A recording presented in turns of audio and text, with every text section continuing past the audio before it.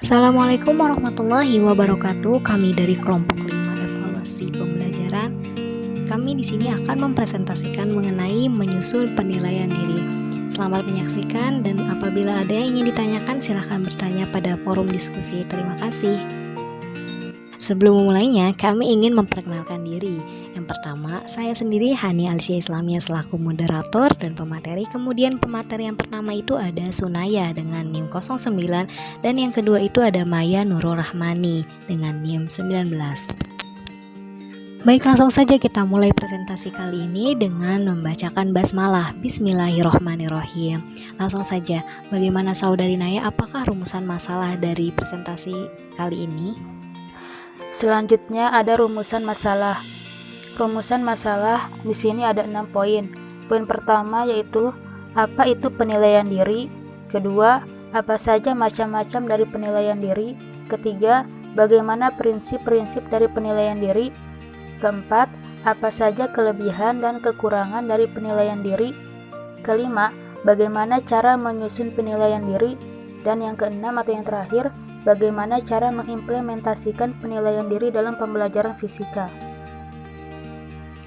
Oke, tujuan di sini adalah membahas dan menjawab dari rumusan masalah tersebut, yaitu memahami pengertian dari penilaian diri. Kemudian yang kedua itu untuk mengetahui apa saja sih macam-macam dari penilaian diri. Lalu yang ketiga itu mengidentifikasi prinsip-prinsip dari penilaian diri. Lalu selanjutnya memahami bagaimana cara menyusun penilaian diri. Dan yang terakhir adalah memahami bagaimana cara mengimplementasikan penilaian diri dalam pembelajaran fisika. Oke, kita lanjut saja kepada saudari Sunaya. Untuk poin pertama, apa sih itu penilaian diri? Silahkan saudari Naya. Selanjutnya di sini ada pengertian dari penilaian diri, yang mana penilaian diri atau biasa disebut dengan self-assessment merupakan suatu teknik penilaian yang di dalamnya peserta didik mengemukakan kelemahan dan kelebihannya dalam pencapaian kompetensi baik pada ranah kognitif, ranah afektif, maupun pada ranah psikomotorik. Dan pada penelitian kali ini peserta didik mengemukakan kelebihan dan kelemahannya tentang karakter peserta didik, dan ini merupakan kompetensi pada ranah afektif. Dan di teknik penilaian diri dapat digunakan untuk mengukur kompetensi kognitif, afektif, dan psikomotorik. Contohnya pada penilaian kompetensi kognitif, misal peserta didik diminta untuk menilai penguasaan pengetahuan dan keterampilan berpikirnya sebagai hasil belajar dari suatu mata pelajaran tertentu. Lalu pada penilaian kompetensi afektif, contohnya itu peserta didik dapat diminta membuat tulisan yang memuat curahan perasaannya terhadap suatu objek tertentu. Selanjutnya yang berkaitan dengan penilaian kompetensi psikomotorik, misalnya peserta didik dapat diminta untuk menilai kecakapan atau keterampilan yang telah dikuasainya berdasarkan kriteria atau acuan yang telah disiapkan. Nah, setelah kita mengetahui apa itu penilaian diri atau self-assessment, di sini kita akan membahas mengenai macam-macam penilaian diri. Macam-macam penilaian diri di sini ada 3. Yang pertama ada penilaian langsung dan spesifik. Kedua, penilaian tidak langsung dan holistik. Ketiga, penilaian sosioafektif. Yang pertama, penilaian langsung dan spesifik merupakan penilaian secara langsung pada saat atau setelah selesai melakukan tugas untuk menilai aspek-aspek kompetensi tertentu dari suatu mata pelajaran. Lalu yang kedua ini penilaian tidak langsung dan holistik, yaitu penilaian yang dilakukan dalam kurun waktu yang panjang untuk memberikan penilaian secara keseluruhan. Yang ketiga, penilaian sosioafektif, yaitu penilaian terhadap unsur-unsur afektif atau emosional.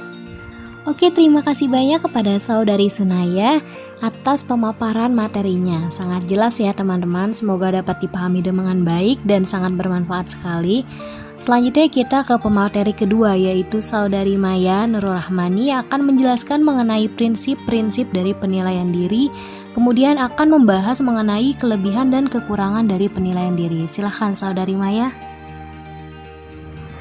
Selanjutnya ada prinsip-prinsip dalam penilaian diri.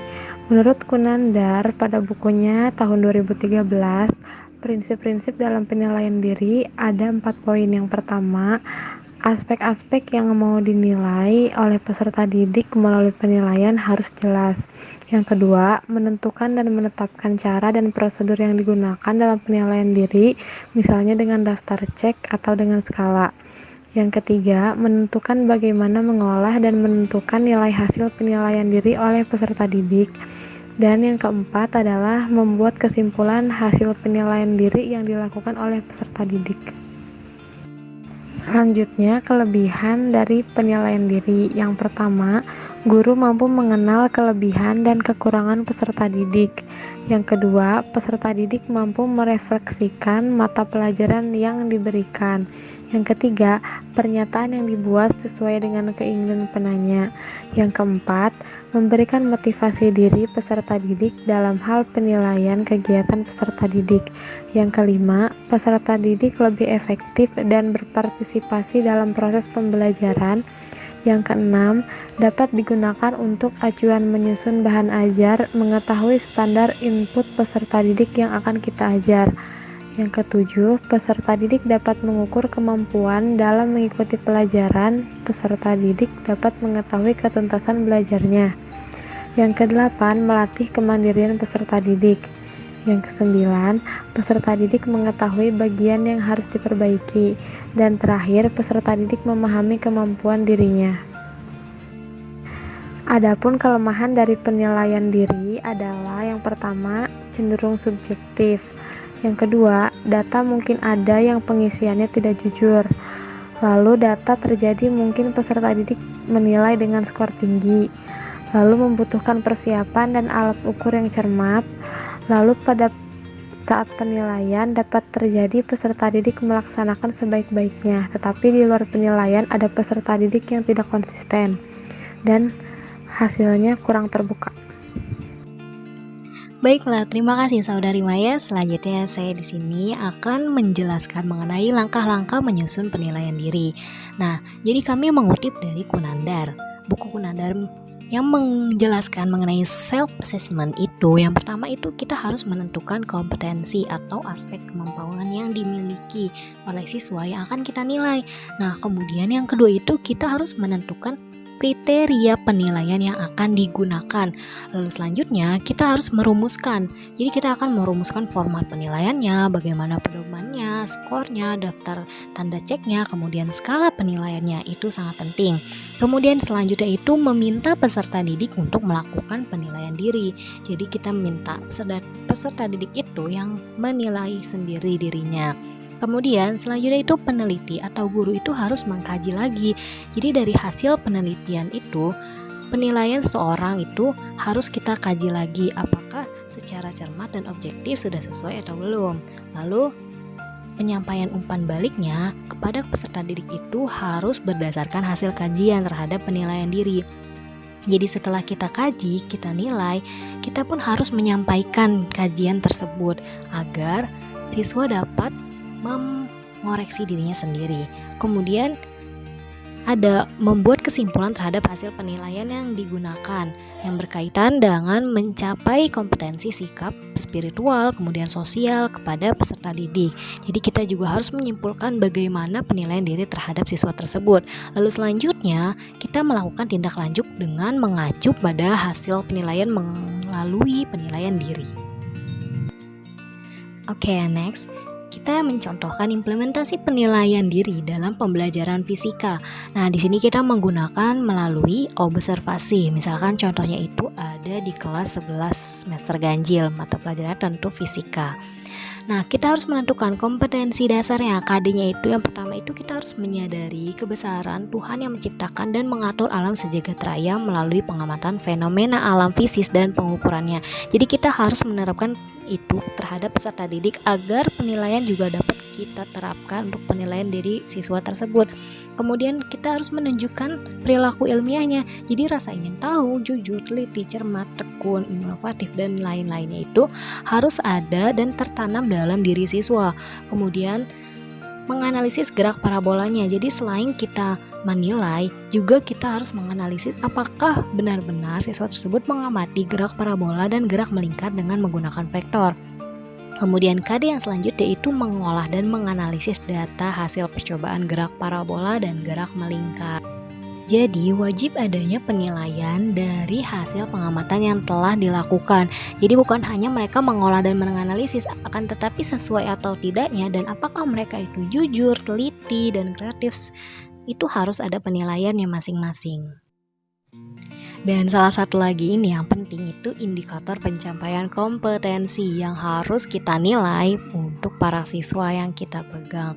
Nah, jadi itu yang pertama itu kita harus menilai bagaimana mereka menunjukkan rasa ingin tahu yang tinggi, bagaimana mereka mengumpulkan data, menganalisis informasi tentang gerak parabola tersebut, itu harus ada penilaiannya. Kemudian indikator pencapaiannya lagi itu kita harus menunjukkan sikap teliti dalam melakukan eksperimen. Apakah mereka benar-benar teliti atau tidak? Lalu menunjukkan sikap bertanggung jawab. Dan yang terakhir itu sikap bekerja sama dalam melakukan percobaan. Itu juga hal penting dalam penilaian diri, karena indikator pencapaian kompetensi ini harus dicapai oleh peserta didik untuk dilakukan penilaian. Oke, saya rasa cukup ya. Semoga teman-teman di sini dapat memahaminya dengan baik. Dan di sini saya melampirkan juga bagaimana lembar penilaian diri yang akan diberikan pada siswa dan guru yang akan kita lakukan penilaian tersebut. Jadi di sini kita terapkan ada mata pelajaran, terus kelas atau semester, topik dan subtopiknya. Kemudian kita isi nama siswanya siapa, kerjasamanya bagaimana, rasa ingin tahu, bertanggung jawab, teliti, kemudian jumlah skornya. Nah, di sini saya lampirkan beberapa aspek nilai dan kriterianya. Mungkin teman-teman bisa dibaca. Kemudian saya lampirkan juga penilaian diri. Yang pertama itu apakah saya berkata benar dan apa adanya kepada orang lain. Itu untuk siswa. Kemudian saya mengerjakan diri sendiri tugas-tugas sekolah, kemudian saya menaati peraturan, dan selebihnya sampai nomor 10 saya telah lampirkan. Semoga teman-teman dapat membaca dan menyusunnya dengan baik. Insya Allah dari lembar penilaian yang telah kami berikan semoga bermanfaat dan dapat dijadikan acuan juga untuk tambahan penilaian diri bagi teman-teman yang akan mencalonkan diri sebagai seorang guru. Baiklah, mungkin cukup dari saya. Silahkan Saudari Maya ingin menyimpulkan dari presentasi kali ini. Selanjutnya ada kesimpulan dari makalah menyusun penilaian diri. Berdasarkan penjelasan di atas, maka dapat disimpulkan bahwasanya penilaian diri ini adalah suatu teknik penilaian di mana peserta didik ini diminta untuk menilai dirinya sendiri berkaitan dengan status, proses, dan tingkat pencapaian kompetensi yang dipelajarinya oleh peserta didik. Adapun langkah-langkah yang perlu dilakukan dalam penilaian diri ini ada 2 tahap. Yang pertama yaitu menentukan langkah awal dalam mempersiapkan pembelajaran yang akan dilakukan, dan yang kedua adalah membuat tabel format penilaian secara langsung maupun tak langsung sesuai pembelajaran yang telah ditentukan. Demikian presentasi dari makalah menyusun penilaian diri.